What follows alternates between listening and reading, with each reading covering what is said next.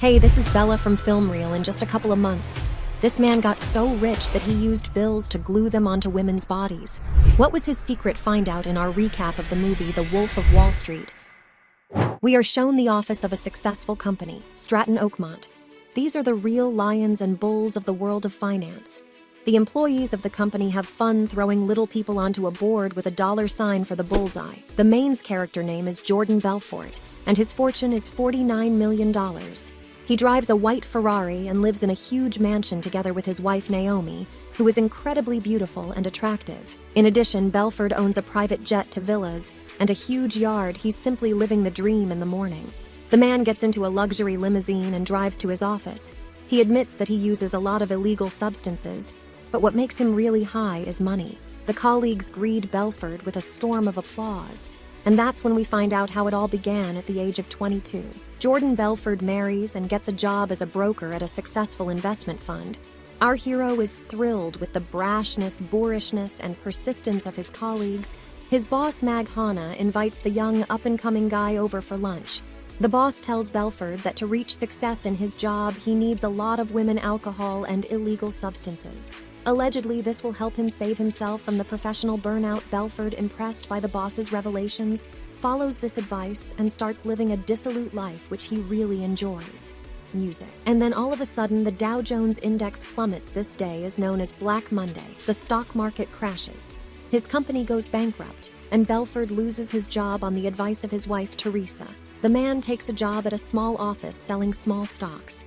Soon he becomes the most successful broker in the company and buys his first cool car one day. Belfort meets his neighbor Donnie, a funny guy with glasses and his silly haircut. He immediately finds common ground with our hero together. The men decide to open their own firm and hire several of Belfort's friends. They are all guys with a questionable reputation, but excellent sales skills. Belfort quickly starts making a lot of money.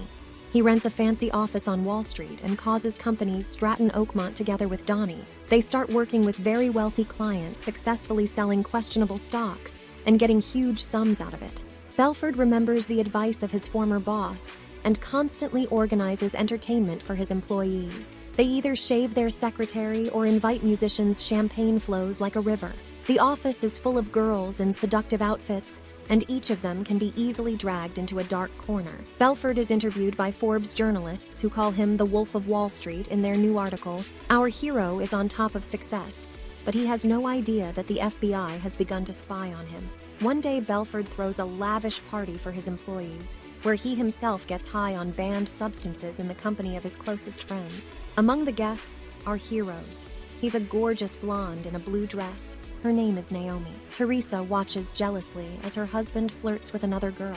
Belfort asks Naomi out on a date. She is a former model and a lingerie designer. The girl invites him to come in and shows up in front of him completely naked. I guess you understand what happens next. Belfort and Naomi have a tumultuous, passionate romance one day. Teresa sees them together. She beats her husband for cheating, after which she begins to cry bitterly. Belfort files for divorce and Naomi moves into his house. The beauty redecorates the house and even hires a butler into their home. Now they live like kings at one of the parties. Someone steals a large sum of money from Belfort. The man finds the culprit and uses torture to make him tell where the money is. He does not confess, and Belfort calls the police. The Securities and Exchange Commission send a lawyer to check on his company. At the same time, Belfort pulls off another scam. He offers Naomi to get married, and she of course agrees. A hero throws a bachelor's party in Las Vegas and spends $2 million on it. Then they have a magnificent wedding in the Bahamas with a luxurious dress and lively dancing. Even now, Miss On from Britain comes to the wedding. Belfort gives the woman a wedding gift, a huge yard named after her. Naomi is delighted. The lovers sail the sea for 3 weeks and then return to their mansion with maids, cooks, and security guards. After a year and a half of paradise, Naomi makes a jealous scene with her husband. It turns out that he has a mistress who likes to hurt him. We also learned that Belfort has a daughter, Skylar, whom he constantly wakes up when he returns home at night during another scandal. Naomi pours water over her harmful husband. Enraged, Belfort tidies himself up and goes to make peace with his wife. He kisses his daughter, but Naomi is still angry and forbids her husband to touch her. Belfort goes to work. His company places stocks of famous shoe designer Steve Madden. On emotion, Donnie eats a goldfish right out of a fish tank, and Belfort gives a very emotional speech about future billions and low. And behold, they made $22 million in 3 hours. This is unbelievable. FBI agent Patrick Denham becomes interested in Belford's rapid enrichment, which makes him very nervous because the way he earned his money is not the fairest. The detective comes to interrogate him right on Naomi's luxury. Ark Belford plays the role of a good nation host, introduces the men to his attractive girlfriend, and offers them a drink. The man wants to bribe the detectives, but they refuse, and Belford chases them off of his yard, throwing expensive lobsters as they leave. Then he takes a wad of dollars and tosses the bills around like scrap paper.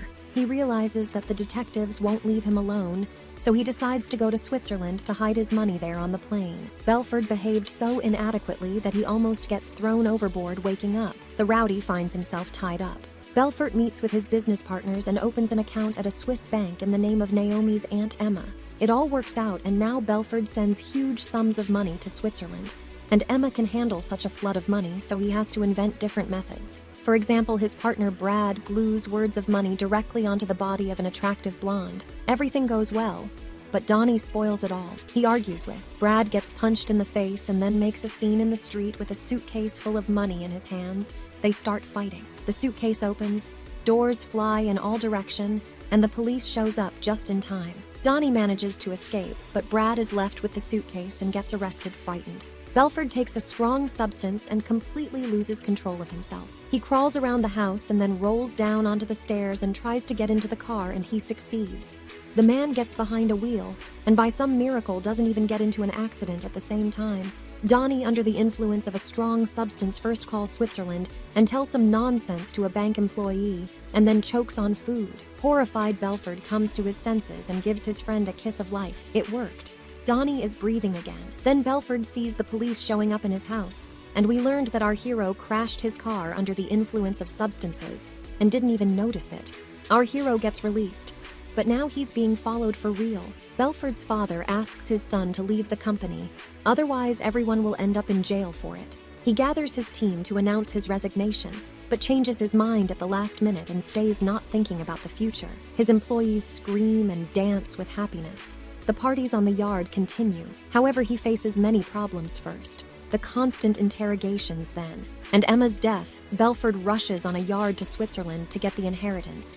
There is a big storm at sea. The boat is covered by huge waves, and in the end, they all get washed up overboard. Fortunately, a rescue helicopter arrives on time 2 years later. While shooting another commercial, Belford is arrested by the FBI. It turns out that he was played by the Swiss banker.